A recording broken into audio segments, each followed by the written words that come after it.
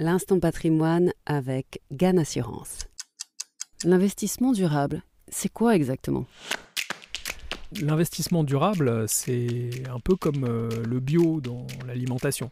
C'est une tendance qui a largement gagné le monde de la finance. Parfois, on parle de l'ISR, investissement socialement responsable. D'autres fois de l'ESG, environnement, social, gouvernance. Pour les épargnants, c'est vrai que c'est pas simple de s'y retrouver. En 2016, le ministère de l'économie et des finances a créé le label ISR.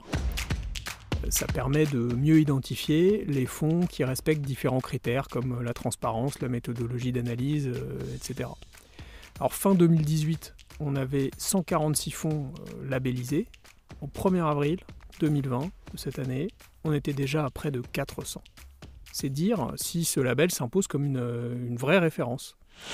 Alors maintenant, le label ISR, l'ESG ou tous les autres acronymes, ce ne sont que certains aspects de l'investissement dit durable.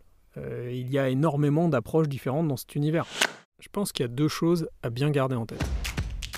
La première, c'est que le durable, ça ne veut pas forcément dire les énergies vertes. ESG, c'est E comme environnement, mais c'est aussi S comme social ou sociétal et G comme gouvernance, c'est-à-dire la manière dont les entreprises sont dirigées. Donc pas que le E. La deuxième, c'est que ça n'implique pas forcément qu'un secteur ou qu'une société soit banni absolument. Par exemple, les armes, l'industrie pharmaceutique, le pétrole, les banques. Il est parfois possible de les retrouver. Tout dépend de l'approche. Donc c'est important de bien demander ce qui est exclu ou pas. L'investissement durable, aujourd'hui, c'est la réalisation des 17 objectifs de développement durable de l'ONU, ce qu'on appelle les ODD. Ils ne sont pas propres à l'investissement, ils donnent une marche à suivre pour parvenir d'ici à 2030 à un avenir meilleur et plus durable pour tous. Ils cherchent à répondre aux défis mondiaux comme la pauvreté, les inégalités, le climat.